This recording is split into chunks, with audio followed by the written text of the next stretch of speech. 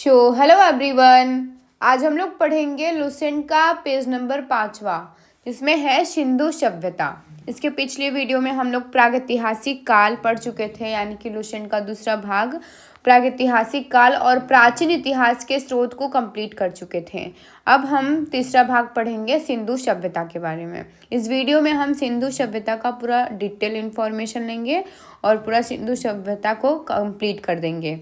तो चलिए शुरू करते हैं। देखिए, और ये पढ़ना बहुत ही इम्पोर्टेंट है। यहाँ से क्वेश्चन बहुत बार पूछे जा चुके हैं सिंधु सभ्यता में। समीक्षा अधिकारी में पता है, यहाँ से क्वेश्चन बहुत बार आते हैं, यहाँ से क्वेश्चन आते हैं। तो ध्यान से देखिए, वीडियो को स्किप मत करिएगा। फिर देखिए सिंधु सभ्यता। सिंधु सभ्यता, इंडस वैली सिविलाइजेशन, ये तो है, मतलब हम अपने तरीके से समझाएंगे। और लुसेंट का एक एक लाइन पढ़कर हम आपको समझाएंगे। आप लुसेंट का बुक लिए रहिए और हम एक एक लाइन पढ़ेंगे। हम बता दें कि हमारा जो बुक है लुसेंट का, वो 16वां संस्करण का है, 16वां संस्करण का। देखिए, पहले हम बुक को पढ़ेंगे, फिर उसके बाद हम अच्छे से समझाएंगे उसको नोट्स बना के, और इसका आप स्क्रीनशॉट ले लीजिए। देखते हैं सिंधु सभ्यता ना। यहाँ पे रेडियो कार्बन C14 जैसी नवीन विश्लेषण पद्धति के द्वारा सिंधु सभ्यता की सर्वमान्य तिथि 2400 ईसा पूर्व से 1700 ईसा पूर्व मानी गई है। इसका विस्तार त्रिभुजाकार है। देखिए, ये है लुसेंट का लाइन, लुसेंट का। अब इसको हम अपने तरीके से कैसे समझते हैं, नोट्स बना के और माइंड मैप की तरह, तो हमको ज़्यादा समझ में आएगा। देखिए कि जो सिंधु सभ्यता है, सिंधु सभ्यता के बारे में हमको कैसे पता चलता है, जो रेडियो कार्बन C14 के द्वारा, जैसे यानी कि ये पता चलता है हमें सिंधु सभ्यता की 2400 ईसा पूर्व और 1700 ईसा पूर्व के पहले की है सिंधु सभ्यता। कब की है? 2400 ईसा पूर्व और 1700 ईसा पूर्व से लगभग है। इतना किससे पता चलता है? रेडियो कार्बन C14 से। रेडियो कार्बन यानी कि C14। तो इसका विस्तार कैसा था? त्रिभुजाकार था। इसका विस्तार कैसा था? त्रिभुजाकार। तो इतना समझ में आया था। और रेडियो कार्बन की खोज किसने की है? रेडियो कार्बन की खोज WF लिब्बी। देखिए यहाँ पे लिखा ना, सिंधु सभ्यता में देखेंगे लुसेंट में पिंक बॉक्स में करके नोट करके लिखा है। देखिए, तिथि निर्धारण की कार्बन C14 की खोज अमेरिका के प्रसिद्ध रसायन शास्त्री VF लिब्बी द्वारा 1946 में की गई थी। इस पद्धति में जिस पदार्थ में कार्बन 14 की मात्रा जितनी ही कम रहती है, वह उतनी ही प्राचीन मानी जाती है। तो इसमें क्या बता रहा है लुसेंट में? लुसेंट का लाइन देखते रहिए। हम लुसेंट का बुक पहले पढ़ रहे हैं, फिर उसके बाद हम उसको अपने तरीके से समझा रहे हैं नोट्स बना के। देखिए कि जो कार्बन 14 है, कार्बन 14 का खोज किसने किया था? कार्बन 14 का खोज WF लिब्बी द्वारा की गई है। कब? 1946 में। कब की गई है? 1946 में। WF लिब्बी द्वारा 1946 में की गई थी। और इससे पता चलता है कि हमारा जो सिंधु सभ्यता था वो 2400 ईसा पूर्व और 1700 ईसा पूर्व के मध्य का था। तो मतलब इससे पता चलता है रेडियो कार्बन से। तो इसका देखिए, WF लिब्बी का सिद्धांत क्या था कि जिस वस्तु में कार्बन 14 यानी कार्बन 14 C14 कम है, तो वह उतनी ही प्राचीन मानी जाती है।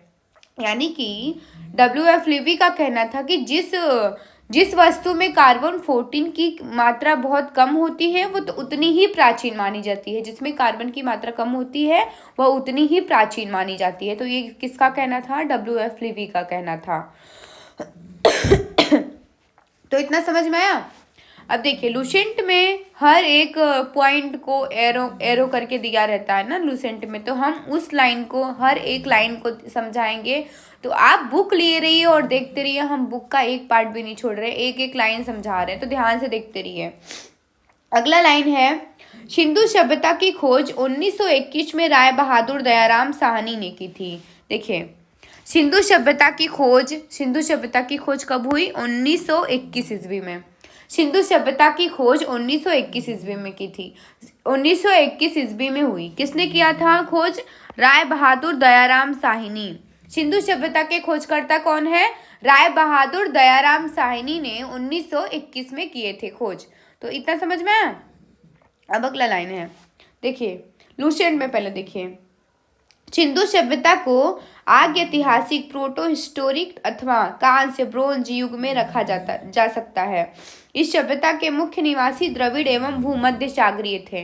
देखिए लूसेंट का लाइन है, देखिए जो ये सिंधु सभ्यता है, सिंधु सभ्यता को लूसेंट की बुक में क्या बता रहा है कि सिंधु सभ्यता को आगे ऐतिहासिक अथवा कांस्य युग में रखा जा सकता है। देखिए सिंधु सभ्यता को आद्य ऐतिहासिक यानी कि प्रोटो हिस्टोरिक और कांस्य युग ब्रोंज एज में रखा जा सकता है। यानी कि सिंधु सभ्यता को आद्य ऐतिहासिक और कांस्य युग में रखा जा सकता है। तो ये था लूसेंट में, हम इसको ऐसे ऐसे कर दिए तो आपको ज़्यादा समझ में आएगा, एकदम साफ साफ पता चला कि सिंधु सभ्यता को आगे ऐतिहासिक और कांस्य युग में रखा जा सकता है। देखिए हम ऐसे बनाए हैं, लेकिन उसके हर एक लाइन के पहले सिंधु सभ्यता लगेगा, तो आप इतना समझ लीजिए। सॉरी, देखिए निवासियों की जाति यहाँ पे लिखा है ना लाइन में, देखिए इस सभ्यता के मुख्य निवासी द्रविड़ एवं भूमध्य सागरीय। इस सभ्यता के यानी कि किस सभ्यता का, सिंधु सभ्यता के निवासी जो थे वो द्रविड़ एवं भूमध्य सागरीय थे। कैसे थे? द्रविड़ एवं भूमध्य सागरीय थे। सिंधु सभ्यता के निवासी द्रविड़ एवं भूमध्य सागरीय थे। तो इतना समझ में आया। अब देखिए अगला लाइन, देखिए लूसेंट का हर एक लाइन को हम पढ़ा रहे हैं, यहाँ पे एरो करके दिया है तो हम उस लाइन को पढ़ रहे हैं, फिर उसको हम अच्छे से समझा रहे हैं, और आप उसका नोट्स यहाँ पे ले सकते हैं, स्क्रीनशॉट ले लीजिए, आपको ज़्यादा समझ में आएगा। तो देखते रहिए। देखिए सर जॉन मार्शल भारतीय पुरातत्व सर्वेक्षण विभाग के तत्कालीन महानिदेशक ने 1924 ईस्वी में सिंधु घाटी सभ्यता नामक एक उन्नत नगरीय सभ्यता पाए जाने की विविध घोषणा की।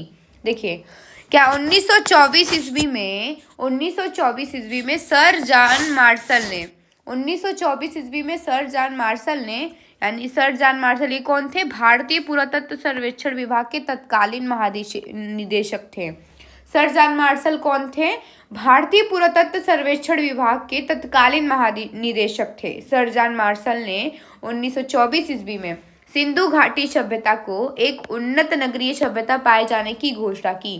देखिए ये सेम है, ये जो लाइन बुक में लिखा है हम उसको इस तरीके से समझाएं, और इस तरीके से आपको साफ साफ पता चल रहा है कि हम क्या बोलना चाह रहे हैं, लूसेंट में क्या दिया है। तो यहाँ से क्वेश्चन पूछे जाते हैं, और इस तरीके से पूछे जाते हैं क्वेश्चन कि हमको लगता है कि यहाँ लूसेंट से क्वेश्चन नहीं पूछा गया है, लेकिन वो क्वेश्चन लूसेंट से ही पूछे जाते हैं, क्योंकि ये लूसेंट बुक है ना, ये बहुत ज़्यादा इंपॉर्टेंट बुक है।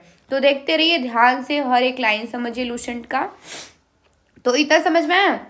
अब अगला लाइन है, सिंधु सभ्यता के सर्वाधिक पश्चिमी पुरास्थल दाश्क नदी के किनारे स्थित शुद्ध कांगेडोर बलूचिस्तान, पूर्वी पुरास्थल हिंडन नदी के किनारे आलमगीरपुर जिला मेरठ उत्तर प्रदेश, उत्तरी पुरास्थल चिनाब नदी के तट पर अखनूर के निकट मांदा जम्मू कश्मीर व दक्षिणी पुरास्थल गोदावरी नदी के तट पर दाइमाबाद जिला अहमदनगर महाराष्ट्र। देखिए ये लूसेंट का लाइन था, हम उसको अब कैसे समझते हैं, अलग अलग पार्ट करेंगे, पूर्वी उत्तरी और दक्षिण का अलग अलग पार्ट कर देंगे तो ज़्यादा समझ में आएगा। देखिए सिंधु सभ्यता में सर्वाधिक पश्चिमी पुरास्थल जो था, यहाँ पे लिखा ना, सिंधु सभ्यता में सर्वाधिक पश्चिमी पुरास्थल सुत कांगेडोर दाश्क नदी के किनारे बलूचिस्तान में स्थित है। देखिए सिंधु सभ्यता में सर्वाधिक पश्चिमी पुरास्थल जो था वो शुद्ध कांगेडोर में, सर्वाधिक पश्चिमी पुरास्थल क्या बोला है? सर्वाधिक पश्चिमी पुरास्थल शुद्ध कांगेडोर दाश्क नदी के किनारे बलूचिस्तान में स्थित है। ये अब ये क्या है, अब यहाँ से क्वेश्चन बन सकता है कि पश्चिमी पुरास्थल, सर्वाधिक पश्चिमी पुरास्थल। तो इतना समझ में आया। अब पूर्वी पुरास्थल देखते हैं कि सिंधु सभ्यता में पूर्वी पुरास्थल जो था, पूर्वी पुरास्थल कहाँ पर? आलमगीरपुर हिंडन नदी के किनारे जिला मेरठ उत्तर प्रदेश में स्थित है। यानी कि पूर्वी पुरास्थल थे, पूर्वी पुरास्थल कहाँ पे? आलमगीरपुर हिंडन नदी के किनारे जिला मेरठ उत्तर प्रदेश में स्थित है। तो इतना समझ में आया। अब उत्तरी पुरास्थल देखते हैं। उत्तरी पुरास्थल सिंधु सभ्यता में उत्तरी पुरास्थल मांडा में चिनाब नदी के तट पर अखनूर के निकट जम्मू कश्मीर में स्थित है। यानी कि उत्तरी पुरास्थल जो था मांडा में चिनाब नदी के तट पर अखनूर के निकट जम्मू कश्मीर में स्थित था। तो हम उसी लाइन को इतना करके, इतना मतलब पार्ट कर दिए, जैसे पश्चिमी पूर्वास्थल, पूर्वी पूर्वास्थल, उत्तरी पूर्वास्थल, दक्षिणी पूर्वास्थल। तो ऐसे हम हर एक लाइन हमको क्लियर हो जाएगा ना कि पश्चिमी पूर्वास्थल में क्या पाया जाता है, कहाँ पाया जाता है, पूर्वी पूर्वास्थल, उत्तरी पूर्वास्थल कहाँ पाया जाता है। तो ये सब देखिए, ध्यान से देखिए। अब अगला है दक्षिणी पूर्वास्थल। दक्षिणी पूर्वास्थल दाइमाबाद में, कहाँ, सिंधु सभ्यता में दक्षिणी पूर्वास्थल दाइमाबाद में गोदावरी नदी के तट पर, जिला अहमदनगर, महाराष्ट्र में स्थित है। यानी कि दक्षिणी पूर्वास्थल दाइमाबाद, गोदावरी नदी के तट पर, जिला अहमदनगर, महाराष्ट्र में स्थित है। तो इतना समझ में आया लाइन। अब अगला लाइन देखिए लुसेंट का। सिंधु सभ्यता या सिंधु सभ्यता नगरीय सभ्यता थी। सिंधु सभ्यता से प्राप्त परिपक्व अवस्था वाले स्थलों में केवल 6 को ही बड़े नगर की संज्ञा दी गई है। ये है मोहनजोदड़ो, हड़प्पा, गढ़वारीवाला, राखीगढ़ी, धौलावीरा एवं कालीबंगन। देखिए लुसेंट में जो पिंक बॉक्स दिया रहता है ना, पिंक कलर के लिख के, वो बहुत ज़्यादा इंपॉर्टेंट होता है, क्योंकि वहाँ से क्वेश्चन मतलब आ जाते हैं। ये मतलब वो एक सिंबल रहता है कि वो बहुत ज़्यादा इंपॉर्टेंट है। पिंक कलर का खुद ही दिया है लुसेंट में, हाईलाइट करने का कोई ज़रूरत नहीं है, क्योंकि लुसेंट खुद हाईलाइट करता है। तो देखिए ध्यान से, लुसेंट का हर एक लाइन हम समझा रहे हैं ना। सिंधु सभ्यता, यानी कि सिंधु सभ्यता कैसी सभ्यता थी? नगरीय सभ्यता थी। सिंधु सभ्यता कैसी सभ्यता थी? नगरीय सभ्यता थी। कैसी सभ्यता थी? नगरीय सभ्यता थी। और इसे मतलब बस 6 नगर ही जो मिलते हैं, जो कि बड़े, मतलब इसमें लिखा ना, यहाँ के 6 को बड़े नगर की संज्ञा दी गई। सिंधु सभ्यता में सिर्फ 6 को ही बड़े नगर की संज्ञा दी गई है। कौन कौन से नगर को? मोहनजोदड़ो, हड़प्पा, गढ़वारीवाला, राखीगढ़ी,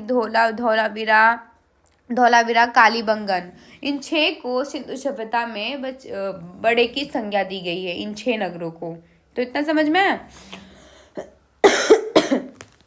अब देखिए, ठीक उसके नीचे पिंक लाइन में दिया, पिंक बॉक्स में दिया है, नोट करके देखिए। धौलावीरा भारत में सिंधु घाटी सभ्यता की पहली साइट है, जिसे यूनेस्को ने 2021 में विश्व विरासत स्थल की सूची में शामिल किया है। ये जो लुसेंट का पिंक बॉक्स रहता है ना, उसको पढ़ना बहुत बहुत बहुत ज़्यादा इंपॉर्टेंट रहता है। तो देखिए, ये जो पिंक बॉक्स में दिया गया है, ये धौलावीरा जो था वो भारत की पहली सिंधु घाटी साइट थी। धौलावीरा भारत की पहली सिंधु घाटी साइट थी। भारत की पहली सिंधु घाटी साइट धौलावीरा है। भारत की पहली सिंधु घाटी साइट धौलावीरा, जिसे यूनेस्को ने विश्व विरासत स्थल 2021 में विश्व विरासत स्थल घोषित किया है। 2021 में विश्व विरासत स्थल यूनेस्को ने विश्व विरासत स्थल 2021 में से घोषित किया है। तो इतना समझ में आया। अब देखिए अगला लाइन देखिए। अब उसके ठीक नीचे, स्वतंत्रता प्राप्ति पश्चात हड़प्पा संस्कृति के सर्वाधिक स्थल गुजरात में खोजे गए हैं। यानी कि हड़प्पा संस्कृति के स्थल स्वतंत्रता के बाद हड़प्पा संस्कृति के जो स्थल थे वो सबसे ज़्यादा कहाँ पर खोजे गए हैं? तो गुजरात में खोजे गए हैं। कहाँ पर खोजे गए हैं? गुजरात में। तो इतना समझ में। अब देखिए अगला लाइन देखिए लुसेंट का, फिर से पिंक बॉक्स में नोट करके दिया है, तो आप बुक लिए रहिए और देखते रहिए, समझते रहिए, बहुत ज़्यादा इंपॉर्टेंट है। सिंधु घाटी सभ्यता का सबसे बड़ा स्थल मोहनजोदड़ो है, जबकि भारत में इसका सबसे बड़ा स्थल राखीगढ़ी घग्गर नदी है, जो हरियाणा के हिसार जिला में स्थित है। इसकी खोज 1963 ईस्वी में सूरजभान ने की थी। देखिए, सिंधु सभ्यता का सबसे बड़ा स्थल कौन सा है? मोहनजोदड़ो। सिंधु सभ्यता का सबसे बड़ा स्थल मोहनजोदड़ो है। और भारत में अगर ऐसे पूछे, सिंधु सभ्यता का सबसे बड़ा स्थल है मोहनजोदड़ो। ये क्वेश्चन बहुत बार एग्जाम में पूछा जा चुका है। अगर पूछे कि सिंधु सभ्यता में भारत में सबसे बड़ा स्थल कौन सा है, तो राखीगढ़ी है। कौन सा? राखीगढ़ी, जो कि घग्गर नदी के पास स्थित है। घग्गर नदी के तट पर, जिला हिसार, हरियाणा में है। हरियाणा के हिसार जिले में स्थित है। इसकी खोज 1963 ईस्वी में सूरजभान ने की थी। राखीगढ़ी की खोज सूरजभान ने 1963 ईस्वी में की थी, जो कि ये हरियाणा के हिसार जिला में स्थित है। और किस नदी के पास है? घग्गर नदी के पास, घग्गर नदी के तट पे। तो राखीगढ़ी के बारे में इतना समझ में आया। अब देखिए लुसेंट का लाइन, उसके नीचे ठीक उसके नीचे आप लुसेंट का बुक लिए रहिए, देखते रहिए, समझते रहिए। हम लुसेंट से ही पढ़ा रहे हैं और कहीं से भी कोई टॉपिक ऐड नहीं किए हैं। देखिए अगला लाइन है लुसेंट का, लोथल एवं सुतकोतदा सिंधु सभ्यता का बंदरगाह था। देखिए, लोथल एवं सुतकोतदा, यहाँ पे सुतकोहड़ा लिखा है, सुतकोतदा, सुतकोतदा,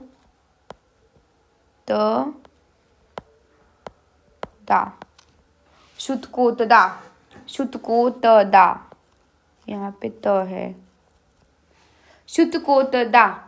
देखिए बंदरगाह स्थल, यानी कि सिंधु सभ्यता में कौन से लोथल एवं सुतकोतदा बंदरगाह स्थल थे। क्या थे? बंदरगाह थे। सिंधु सभ्यता का बंदरगाह लोथल एवं सुतकोतदा था। सिंधु सभ्यता का बंदरगाह लोथल एवं सुतकोतदा था। तो इतना समझ में आया? अगला लाइन देखिए, जुते हुए खेत और नक्काशीदार ईंटों के प्रयोग का साक्ष्य कालीबंगन से प्राप्त हुआ है। देखिए जुते हुए खेत, यहाँ पे जुड़े हुए लिखा गया है, सॉरी। जुते हुए खेतों का साक्ष्य और नक्काशीदार ईंटों का प्रयोग हमें कहाँ से मिलता है? किस सिंधु सभ्यता में किस नगर से मिलता है? तो कालीबंगन से मिलता है। कहाँ से मिलता है? कालीबंगन से। जुते हुए खेत का साक्ष्य हमें किस नगर सिंधु सभ्यता में कहाँ से मिलता है? कालीबंगन से मिलता है। और नक्काशीदार ईंटों का प्रयोग हम साक्ष्य जो है वो कहाँ से मिलता है? तो कालीबंगन से मिलता है। तो ध्यान से देखिए, क्वेश्चन बहुत बार पूछा जा चुका है एग्जाम में, तो फिर देखते रहिए। अब इसके बाद हम देखेंगे लुसेंट के पेज नंबर 5वें में सिंधु सभ्यता के प्रमुख स्थल, नदी एवं उत्खननकर्ता एवं वर्तमान स्थिति, यानी कि कौन सा जो हड़प्पा, मोहनजोदड़ो, इन सब ये नगर किस नदी के पास में स्थित है, उनकी स्थिति क्या है अभी, और उत्खननकर्ता इसके कौन है। तो पिंक बॉक्स में करके दिया है, अब उसको हम अपने तरीके से कैसे समझेंगे। देखिए सिंधु सभ्यता प्रमुख स्थल, नदी, स्थिति, उत्खननकर्ता। हड़प्पा, हड़प्पा किस नदी के तट पर स्थित है? हड़प्पा किस नदी के तट पर स्थित है? तो रावी नदी के पास स्थित है।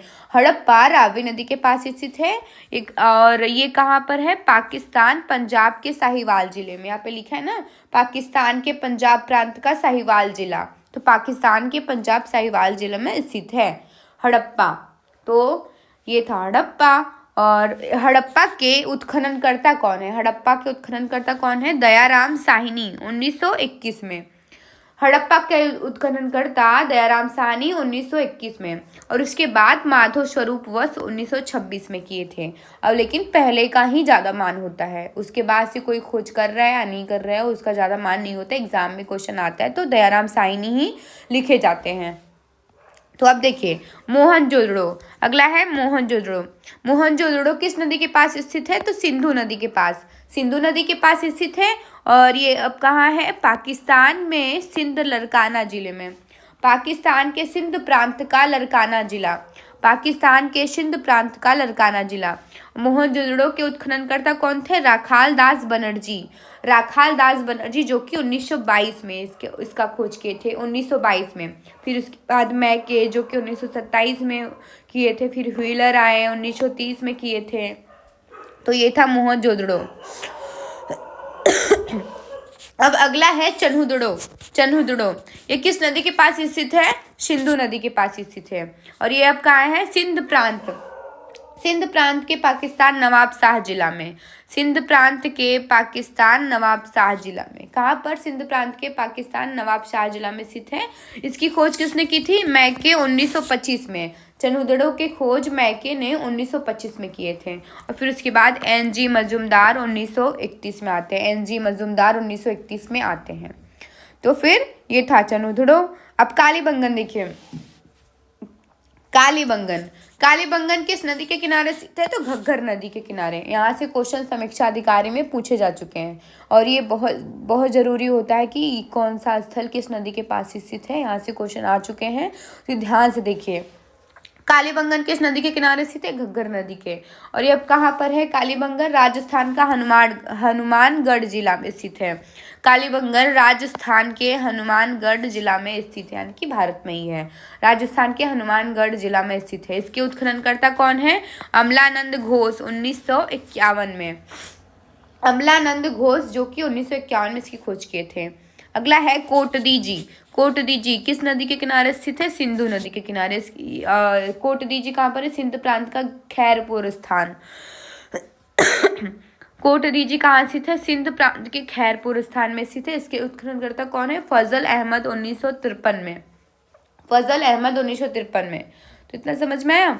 अगला है रंगपुर। रंगपुर किस नदी के किनारे स्थित है? मादर नदी के किनारे। ये कहाँ पर है? गुजरात का काठियावाड़ जिला, गुजरात का काठियावाड़ जिला। रंगपुर जो है वो गुजरात का काठियावाड़ जिला में स्थित है। ये मादर नदी के पास स्थित है। इसके उत्खननकर्ता रंगनाथ राव। रंगनाथ राव 1953 में 1953 से 1954। तो इतना समझ में आया। रंगपुर के उत्खननकर्ता रंगनाथ राव हैं और 1953 से 54। ये कहाँ पर स्थित है? गुजरात के काठियावाड़ जिले में स्थित है। अगला है रोपड़। रोपड़ किस नदी के किनारे स्थित है? तो सतलुज नदी के किनारे स्थित है। सतलुज नदी के किनारे स्थित है और ये कहाँ पर है? पंजाब के रोपड़ जिला में। पंजाब के रोपड़ जिला में इसके उत्खननकर्ता यज्ञदत्त शर्मा है। इसके उत्खननकर्ता कौन है?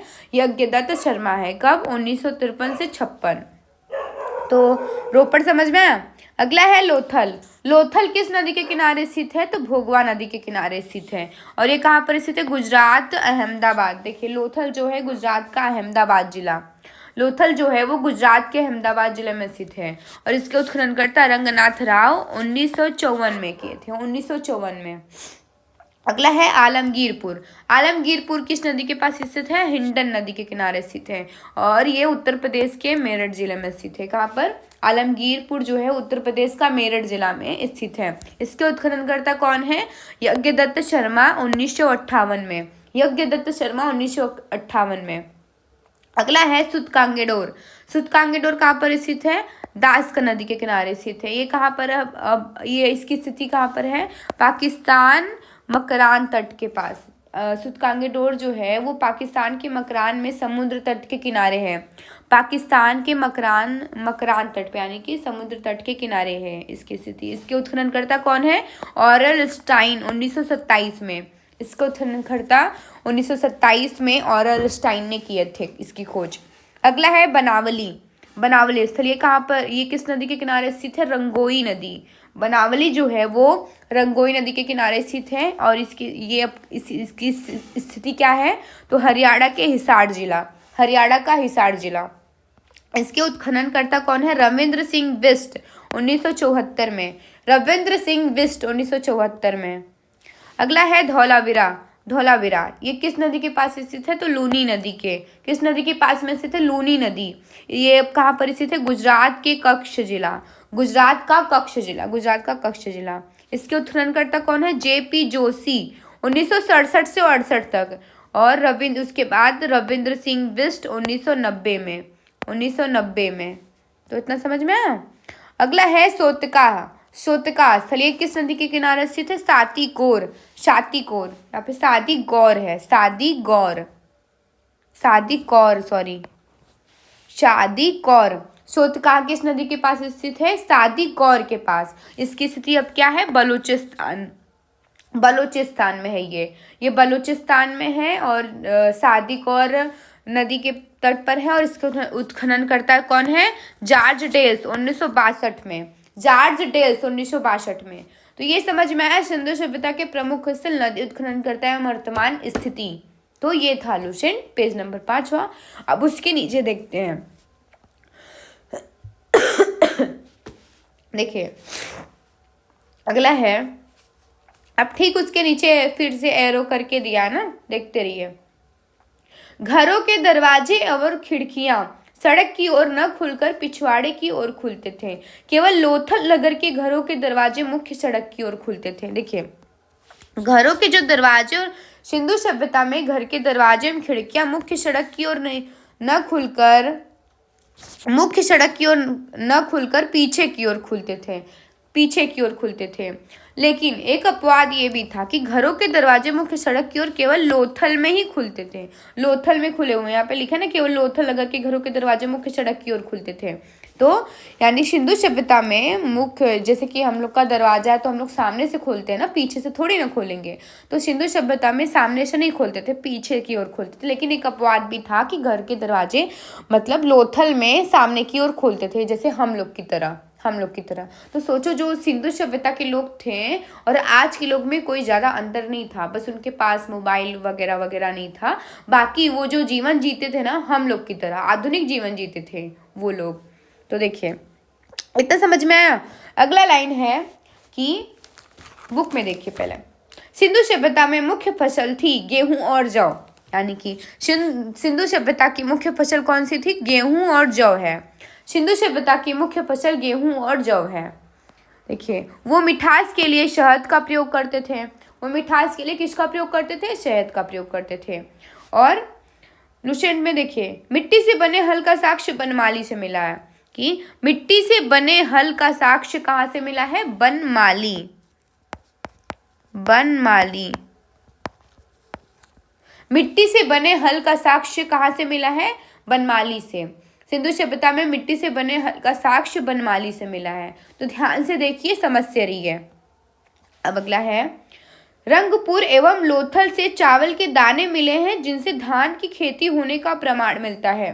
चावल के प्रथम साक्ष्य लोथल से ही प्राप्त हुए हैं। देखिए, रंगपुर व लोथल से चावल के दाने मिले थे हमें। रंगपुर से और लोथल से, रंगपुर और लोथल से हमें चावल के दाने मिले हैं, और चावल का प्रथम साक्ष्य हमें लोथल से ही प्राप्त होता है। कहाँ से? लोथल से ही। चावल का प्रथम साक्ष्य हमें लोथल से प्राप्त हुआ है, और वहाँ पे रंगपुर और लोथल से हमें चावल के दाने भी मिले थे, और चावल का प्रथम साक्ष्य हमें लोथल से प्राप्त होता है। देखिए, इतना समझ में। अब अगला लाइन है, सुतकोतदा कालीबंगन एवं लोथल से संध्योकालीन घोड़े के अस्थि पंजर मिले हैं। देखिए, सुतकांगेडोर, कालीबंगन एवं लोथल से हमें घोड़े के अस्थि अवशेष मिले हैं। घोड़े के अस्थि अवशेष हमें कहाँ कहाँ से मिले हैं? तो सुतकांगेडोर से, कालीबंगन से एवं लोथल से मिले हैं। तो इतना समझ में आया? ध्यान से देखते रहिए। मैं सिर्फ और सिर्फ लुसेंट का बुक पढ़ा रही हूँ, और कहीं से भी कुछ ऐड नहीं की हूँ। तो बुक को ध्यान से देखिए, समझ रहिए। तौल की इकाई संभवतः 16 के अनुपात में थी। देखिए, सिंधु सभ्यता में तौल की जो इकाई थी वो 16 के अनुपात पर आधारित थी। सिंधु सभ्यता में तौल की इकाई 16 के अनुपात पर आधारित थी। अगला है, सिंधु सभ्यता के लोग यातायात के लिए 2 पहिए एवं 4 पहियों वाली बैलगाड़ी या भैंसा गाड़ी का उपयोग करते थे। देखिए, सिंधु सभ्यता के लोग साधन के लिए 2 पहियों वाली बैलगाड़ी या 4 पहियों वाली बैलगाड़ी या भैंसा गाड़ी का प्रयोग करते थे, वो अपने साधन के लिए। अब देखिए, लुसेंट में पेज नंबर 5वें में राइट साइड में एकदम ऊपर की तरफ मेरा बुक है 16वां संस्करण 2023 का। अब अगला क्या है कि मोहनजोदड़ो से प्राप्त स्नानागार संभवतः सिंधु सभ्यता की सबसे बड़ी इमारत है, जिसके मध्य स्थित स्नान कुंड 11.88 मीटर लंबा, 7.01 मीटर चौड़ा एवं 2.43 मीटर गहरा है। ये बात कर रहे हैं मोहनजोदड़ो की। तो मोहनजोदड़ो से हमें ग्रेट बाथ मिलता है, यानी कि बड़ा स्नानागार, यानी कि ग्रेट बाथ हमें कहाँ से मिलता है? मोहनजोदड़ो से मिलता है, मोहनजोदड़ो से। और ये सिंधु सभ्यता की सबसे बड़ी इमारत थी। सिंधु सभ्यता की सबसे बड़ी इमारत मोहनजोदड़ो है। यहाँ पे हमें ग्रेट बाथ यानी बड़ी स्नानागार भी मिली है, जिसकी लंबाई है 11.88 मीटर, चौड़ाई है 7.01 मीटर, गहराई है 2.43 मीटर। तो ये हमें मोहनजोदड़ो से सब प्राप्त हुआ है। ये बड़ी स्नानागार की लंबाई, चौड़ाई और गहराई थी। तो इतना समझ में आया? अब उसके नीचे देखिए, अग्निकुंड यज्ञवेदी लोथल एवं कालीबंगन से प्राप्त हुए हैं। देखिए, अग्निकुंड यज्ञवेदी हमें कहाँ से प्राप्त हुए हैं? लोथल एवं कालीबंगन से प्राप्त हुए हैं। कहाँ से प्राप्त हुए हैं? लोथल एवं कालीबंगन से प्राप्त हुए हैं। अब देखिए अगला लाइन, मोहनजोदड़ो से प्राप्त एक सील पर 3 मुख वाले देवता पशुपतिनाथ की मूर्ति मिली है। उनके चारों ओर हाथी, गैंडा, चीता एवं भैंसा विराजमान है। देखिए, मोहनजोदड़ो से हमें ये जो पशुपतिनाथ की मूर्ति हमें कहाँ से प्राप्त हुई है? मोहनजोदड़ो से। पशुपतिनाथ की मूर्ति हमें मोहनजोदड़ो से प्राप्त हुई है। कहाँ से प्राप्त हुई है? मोहनजोदड़ो से, जिनका 3 मुख वाले देवता थे। पशुनाथ की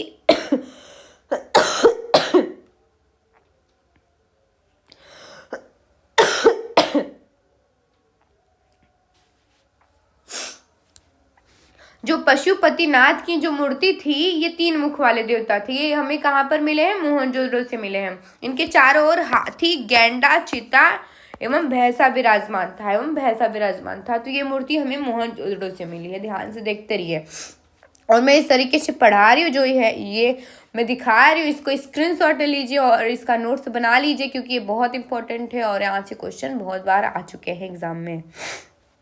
अगला लाइन है कि नर्तकी की मोहनजोदड़ो से नर्तकी की एक कांस्य मूर्ति मिली है। नर्तकी की कांस्य मूर्ति हमें कहाँ से मिली है? मोहनजोदड़ो से मिली है। नर्तकी की कांस्य मूर्ति हमें कहाँ से मिली है? मोहनजोदड़ो से मिली है। खांसी आ रहा है, सॉरी। अगला लाइन है कहाँ पर? सिंधु सभ्यता। हड़प्पा की मोहरों पर सबसे अधिक एवं श्रृंगी पशु का अंकन मिलता है। यहाँ से प्राप्त एक आयताकार मोहर में स्त्री के गर्भ से निकलता पौधा दिखाया गया है। देखिए, हड़प्पा की मोहरों पर एक श्रृंगी पशु का सर्वाधिक अंकन मिलता है। हड़प्पा की मोहरों पर एक श्रृंगी पशु का सर्वाधिक अंकन हमें हड़प्पा की मोहरों पर मिलते हैं। एक श्रृंगी पशु का सर्वाधिक अंकन हमें कहाँ से मिलते हैं? हड़प्पा की मोहरों पर। इसका जो आयताकार मुहर, देखिए पहले लिखा ना, यहाँ से प्राप्त एक आयताकार मुहर में यहाँ से प्राप्त एक आयताकार मुहर में स्त्री के गर्भ से पौधा निकलता, स्त्री के गर्भ से पौधा निकल रहा है, वो उसका चित्र भी दिखाया गया है हमें हड़प्पा की मोहरों पर। अब देखिए अगला लाइन है, मनके बनाने के कारखाने लोथल एवं चनहुदड़ो में मिले हैं। तो मनके बनाने के कारखाने हमें कहाँ पर मिले हैं? लोथल एवं चनहुदड़ो में मिले हैं। लोथल एवं चनहुदड़ो में। अगला लाइन है, सिंधु सभ्यता की लिपि भाव चित्रात्मक है। यह लिपि दाई से बाई ओर लिखी जाती थी। जब अभिलेख एक से अधिक पंक्तियों का होता था तो पहली पंक्ति दाई से बाई और दूसरी बाई से दाई ओर लिखी जाती थी। सॉरी। देखिए, सिंधु सभ्यता की जो लिपि थी वो कैसी थी? भाव चित्रात्मक लिपि थी। सिंधु सभ्यता की लिपि कैसी थी? भाव चित्रात्मक लिपि थी। और ये कैसे लिखे जाते थे? इसमें लेखन की दिशा कैसी थी? दाई से बाई की ओर, दाया से बायां ओर था। भाव चित्रात्मक, सिंधु सभ्यता की लिपि भाव चित्रात्मक लिपि थी। इसमें दाया से बायां ओर लिखा जाता था। अगर पंक्तियां अधिक हो जाती हैं, तो पहली लाइन दाई से बाई और फिर दूसरी लाइन बाई से दाई। पहला है दाई से बाई और दूसरा बाई से दाई। देखिए यहाँ पे लिखा है ना कि यह लिपि दाई से बाई और लिखी। जब अभिलेख एक से अधिक पंक्तियों का होता था तो पहली पंक्ति दाई से बाई और दूसरी बाई से दाई लिखी जाती थी, अगर पंक्तियां अधिक हो जाता था तो। अब देखिए अगला लाइन है, सिंधु सभ्यता के लोगों ने नगरों तथा घरों के विन्यास के लिए कौन सी पद्धति अपनाई थी? ग्रिड पद्धति अपनाई थी। सिंधु सभ्यता में नगर तथा घरों के विन्यास के लिए ग्रिड पद्धति अपनाया गया था। कौन सा पद्धति? ग्रिड पद्धति अपनाया गया था। तो ये सब क्वेश्चन बनते हैं ऑब्जेक्टिव क्वेश्चन, और ये पढ़ना बहुत इंपॉर्टेंट है, तो देखते रहिए और समझते रहिए। अगला लाइन है, लुसेंट में पिंक बॉक्स में करके दिया है कि नोट में, लेखन कला की उचित प्रणाली विकसित करने वाली पहली सभ्यता सुमेरिया की सभ्यता थी। लेखन कला की उचित प्रणाली विकसित करने वाली पहली सभ्यता कौन सी थी? सुमेरिया की सभ्यता थी। कौन सी सभ्यता थी? सुमेरिया की सभ्यता थी। तो इतना समझ में आया? अब देखिए, मेसोपोटामिया के अभिलेखों में वर्णित मेलुहा शब्द का अभिप्राय सिंधु सभ्यता से ही है। देखिए, मेसोपोटामिया जो है, मेसोपोटामिया के अभिलेखों में वर्णित मेलुहा शब्द का वर्णन किया गया है। मेलुहा शब्द किससे? सिंधु सभ्यता से वर्णित है। मेलुहा शब्द का जो अर्थ है वो सिंधु सभ्यता से ही है। मेलुहा शब्द सिंधु सभ्यता का ही अर्थ है। अगला लाइन है, संभवतः हड़प्पा संस्कृति का शासन वर्णिक वर्ग के हाथों में था। हड़प्पा संस्कृति का शासन किसके हाथों में था? वर्णिक वर्ग के हाथों में, वर्णिक वर्ग के हाथों में था। इतना समझ में आया? अब लिखा है कि पिग्गट ने हड़प्पा एवं मोहनजोदड़ो को एक विस्तृत समाज की जुड़वा राजधानी कहा है। यानी कि विस्तृत समाज की जुड़वा राजधानियां किसको किसको कहा गया है? हड़प्पा एवं मोहनजोदड़ो को। हड़प्पा एवं मोहनजोदड़ो को विस्तृत समाज की जुड़वा राजधानी कहा गया है पिग्गट के मत से। किसका मत था? पिग्गट का मत। पिग्गट के मत से हड़प्पा एवं मोहनजोदड़ो को विस्तृत समाज की जुड़वा राजधानी कहा गया है। तो इतना समझ में आया? हम लुसेंट का हर एक लाइन पढ़ रहे हैं, लुसेंट का हर एक लाइन पढ़ के समझा रहे हैं, देखते रहिए। अगला लाइन है लुसेंट का। सिंधु सभ्यता के लोग धरती को उर्वरता की देवी मानकर उसकी पूजा किया करते थे। देखिए, सिंधु सभ्यता के लोग धरती को उर्वरता की देवी के रूप में मानते थे और उनकी पूजा करते थे। धरती को उर्वरता की देवी के रूप में मानते थे और उनकी पूजा करते थे सिंधु सभ्यता के लोग। और सिंधु सभ्यता में अमरावती देवी का उपासना सर्वाधिक प्रचलित भी था। सिंधु सभ्यता में अमरावती देवी की उपासना सर्वाधिक प्रचलित था। अब देखिए, वृक्ष पूजा एवं शिव पूजा के प्रचलन के साक्ष्य भी सिंधु सभ्यता से मिलते हैं। यानी कि वृक्ष पूजा एवं शिव पूजा का साक्ष्य हमें किस सभ्यता से मिलता है? तो सिंधु सभ्यता से ही मिलता है, वृक्ष पूजा और शिव पूजा का साक्ष्य। अब देखिए अगला लाइन देखिए, स्वास्तिक चिन्ह संभवतः हड़प्पा सभ्यता की देन है। इस चिन्ह से सूर्योपासना का अनुमान लगाया जाता है। सिंधु घाटी के नगरों में किसी भी मंदिर के अवशेष नहीं मिले हैं। स्वास्तिक चिन्ह से सूर्योपासना का अनुमान लगाया जाता है। सिंधु सभ्यता में किसी भी नगर से मंदिर के अवशेष नहीं मिले हैं। जो सूर्योपासना का अनुमान किस चिन्ह से लगाया जाता है? तो स्वास्तिक चिन्ह से। सूर्योपासना का अनुमान कैसे लगाया जाता है? स्वास्तिक चिन्ह से। तो ध्यान से देखिए क्वेश्चन को। सिंधु सभ्यता में किसी भी नगर से मंदिर के अवशेष नहीं मिले हैं। सिंधु सभ्यता में सबसे विशेष पूजनीय पशु कौन सा था? कुबड़ वाला सांड। कुबड़ वाला सांड सिंधु सभ्यता में विशेष पूजनीय पशु था।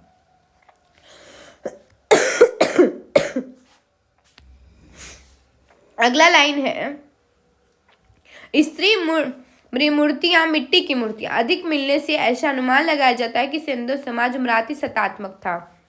यानी कि सिंधु सभ्यता में स्त्री यानी कि मिट्टी की मूर्तियां अधिक मिलने से यह अनुमान लगाया जाता है कि सिंधु समाज अमरावती सतात्मक था। यानी कि स्त्री की जो मिट्टी की मूर्तियां थी उनको अधिक मिलने से यह अनुमान लगाया जाता है कि सिंधु सभ्यता अमरावती सतात्मक था। कैसा था? अमरावती सतात्मक था। तो इतना समझ में आया? अब देखिए अगला लाइन है, सिंधु सभ्यता में मनोरंजन के लिए सिंधुवासी मछली पकड़ते थे, शिकार करना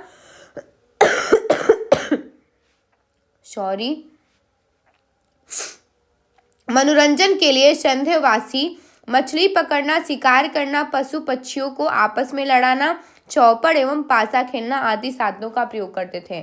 तो ये लुसेंट का लाइन है। अब देखिए उसको हम कैसे समझाएंगे। सिंधुवासी ये लाइन नहीं समझाएगा। सिंधुवासी सूती एवं ऊनी वस्त्रों का प्रयोग करते थे ना। अब सिंधुवासी मनोरंजन का साधन क्या था? मछली पकड़ते थे, शिकार करना था, पशु पक्षियों को आपस में लड़ाना था, चौपड़ खेलना, पासा खेलना। ये सिंधु सभ्यता के मनोरंजन का साधन था। जैसे कि हम लोग का मनोरंजन का साधन है, तो हम लोग का मनोरंजन का साधन अब ज़्यादातर मोबाइल ही हो गया है। तो ऐसे सिंधु सभ्यता में मोबाइल नहीं था, तो वो मछली पकड़ते थे, शिकार करते थे और पशु पक्षुओं को आपस में लड़ाते थे, चौपड़ खेलते थे और पासा खेलते थे। ये उनका मनोरंजन का साधन था। तो इतना समझ में आया? अब अगला लाइन है, सिंधु सभ्यता के लोग काले रंग से डिजाइन किए हुए लाल मिट्टी के बर्तन बनाते थे। देखिए, सिंधु सभ्यता में काले रंग से डिजाइन किए हुए लाल मिट्टी के बर्तन बनाते थे। सिंधु सभ्यता में काले रंग से डिजाइन किए हुए लाल मिट्टी के बर्तन बनाते थे सिंधु सभ्यता के लोग। तो इतना समझ में आया? अगला लाइन है, सिंधु सभ्यता तलवार से परिचित नहीं थे। सिंधु सभ्यता जो थे वो तलवार से उनका कोई भी परिचय नहीं था। सिंधु सभ्यता में। अगला लाइन है, कालीबंगन एकमात्र हड़प्पा कालीन स्थल था जिसका निचला शहर सामान्य लोगों के रहने हेतु भी किले से घिरा हुआ था। कालीबंगन का अर्थ है काली चूड़ियां।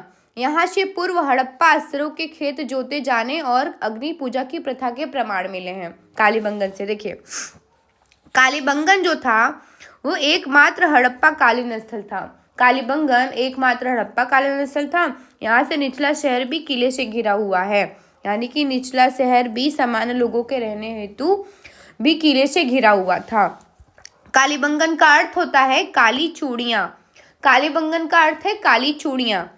यहाँ से पूर्व हड़प्पा स्तर के पूर्व हड़प्पा स्तर के खेत जोतने के अश्व और अग्नि पूजा के प्रमाण कालीबंगन से प्राप्त हुए हैं। अग्नि पूजा के प्रमाण हमें कहाँ से प्राप्त हुए हैं? कालीबंगन से। और खेत जोतने का साक्ष्य भी हमें कालीबंगन से मिलता है। सिंधु सभ्यता में पर्दा प्रथा एवं वेश्यावृत्ति भी प्रचलित थी। यानी कि सिंधु सभ्यता में हमें पर्दा प्रथा भी देखने को मिलता है और वेश्यावृत्ति भी मतलब उस टाइम पे प्रचलित थी सिंधु सभ्यता में। वेश्यावृत्ति बहुत पहले ही मतलब हो चुका, देखिए बहुत साल पुराने, मतलब बहुत साल बीत चुका है, तब से ये प्रथा चलती आ रही है, वेश्यावृत्ति और पर्दा प्रथा। तो ये सिंधु सभ्यता में ही प्रचलित थी। अब अगला लाइन है, शवों को जलाने एवं गाड़ने यानी दोनों प्रथाएं प्रचलित थी। हड़प्पा में शवों को दफनाने जबकि मोहनजोदड़ो में जलाने की प्रथा विद्यमान थी। लोथल एवं कालीबंगा में युग्म समाधियां मिली हैं। अंतिम संस्कार यानी कि लाश, शव, मिट्टी इसे बोलते हैं। तो ये सिंधु सभ्यता में दोनों प्रथाएं प्रचलित थी। पहले दोनों प्रथाएं प्रचलित थी, दफनाना एवं जलाना। मिट्टी को दफनाया भी जाता था और जलाया भी जाता था। तो ये दोनों प्रथाएं प्रचलित थी। हड़प्पा में शव को दफनाने की प्रथा प्रचलित थी। हड़प्पा में शव को दफनाने की प्रथा प्रचलित थी और मोहनजोदड़ो में शव को जलाने की प्रथा प्रचलित थी। यानी कि जलाना दफनाना ये सिंधु सभ्यता से ही हमें प्राप्त हो गए थे कि मिट्टी को दफनाया भी जाता है और जलाया भी जाता है। और युग्म समाधियाँ, युग्म समाधि का मतलब समझ रहे हैं? युग्म समाधि यानी कि दो जैसे एक पति और पत्नी दोनों की शव पड़ी हो, दोनों की शव को दफनाया जाता था या फिर जलाया जाता था। जैसे कि पहले राजा रानी, जैसे राजा मर जाते थे तो रानी को भी जला दिया जाता था, और फिर या मतलब दोनों जैसे कि कपल हो गए तो उसको बोलते हैं युग्म समाधियाँ। ज़्यादातर कपल ही मतलब वो करते हैं। तो युग्म समाधियाँ हमें कहाँ से मिली हैं? लोथल एवं कालीबंगन से। लोथल एवं कालीबंगन से हमें युग्म समाधियाँ मिली हैं। तो ये ध्यान से ये क्वेश्चन यहाँ से आते हैं और ये बहुत इंपॉर्टेंट है। युग्म समाधियाँ हमें लोथल एवं कालीबंगन से मिली हैं। देखिए अगला लाइन है, सिंधु सभ्यता के विनाश का संभवतः सबसे प्रभावी कारण क्या था? बाढ़ था। सिंधु सभ्यता के पतन का कारण बाढ़ था। और इसमें एक लाइन और है जो कि लास्ट लाइन है, आग में पकी हुई मिट्टी को टेराकोटा कहा जाता है।